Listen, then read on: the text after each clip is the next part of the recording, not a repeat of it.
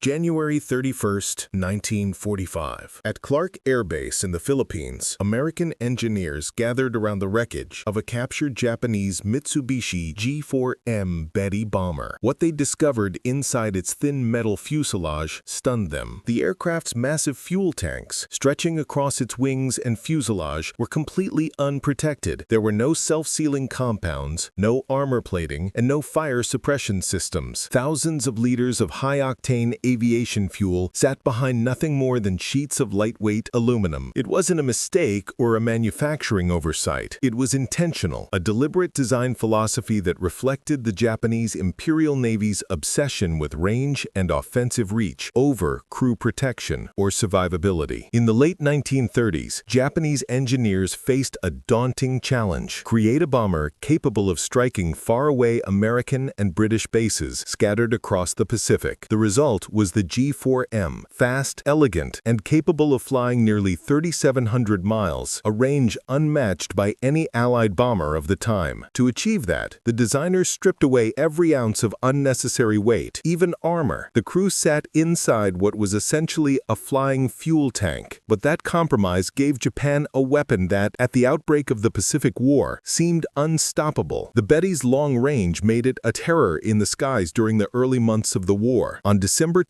1941, waves of G4M struck the British battleship HMS Prince of Wales and the battlecruiser HMS Repulse off the coast of Malaya. In just 90 minutes, both ships were at the bottom of the sea, marking the first time in history that capital ships actively maneuvering and defending themselves were sunk entirely by air power. Days earlier, Betty bombers had devastated Clark Field in the Philippines, annihilating America's air strength there before it could even take off. The aircraft became a symbol of Japanese reach and precision, a deadly spearhead of the empire's expansion across the Pacific. But the cost of that performance soon became horrifyingly clear. When the tide of war turned, the same bomber that once struck fear into enemies became a death trap for its own crews. On August 8, 1942, during the battle for Guadalcanal, 23 Betty bombers attempted to strike American forces. 18 were shot down. Over 120 trained airmen perished in a single day. The thin-skinned fuselage, designed for speed and range, ignited instantly when hit by enemy fire. Pilots and gunners were burned alive before they could bail out. American pilots began calling the G4M the Flying Lighter, and Japanese crews grimly agreed, nicknaming it the Type 1 Lighter or One-Shot Zippo. Despite these horrific losses, the Betty remained Japan's main long-range bomber until the end of the war. Its missions were legendary and tragic. It carried the operation that assassinated Admiral Isoroku Yamamoto, the architect of the Pearl Harbor attack in April 1943. Yamamoto's own Betty was ambushed and shot down by American P-38s over Bougainville. All aboard perished in flames. Later in the war, the bomber was adapted to carry the Yokosuka MYX-7 Oka, a manned kamikaze rocket, in desperate suicide missions that only increased its grim legacy. By 1945, the G4M Betty was an anachronism, fragile, obsolete, and outmatched. Yet Japan continued to send it into the skies, often with young, inexperienced crews who knew their chances of survival were slim. The same design that once made the Betty a marvel of aviation engineering now made it a symbol of futility, a weapon that embodied the tragic extremes of Japanese military philosophy: glory over survival, range over armor, sacrifice over safety. When American engineers examined that captured wreckage at Clark Field, they finally understood what the Japanese valued most: not protection, but reach. The Betty could fly farther, faster, and strike deeper than any other bomber at the start of the Pacific War, but every one of those extra miles was paid for in blood. The G4M was both brilliant and suicidal, a masterpiece of engineering that became a mass grave for those who flew it. From the burning wreckage of HMS Prince of Wales and Repulse, to the flaming skies over Guadalcanal, to the final desperate kamikaze raids of 1945, the story of the Betty bomber is one of triumph and tragedy. It was a plane that revolutionized Japan's air warfare and doomed thousands of its own men in the process, a machine that could reach any target but almost never return.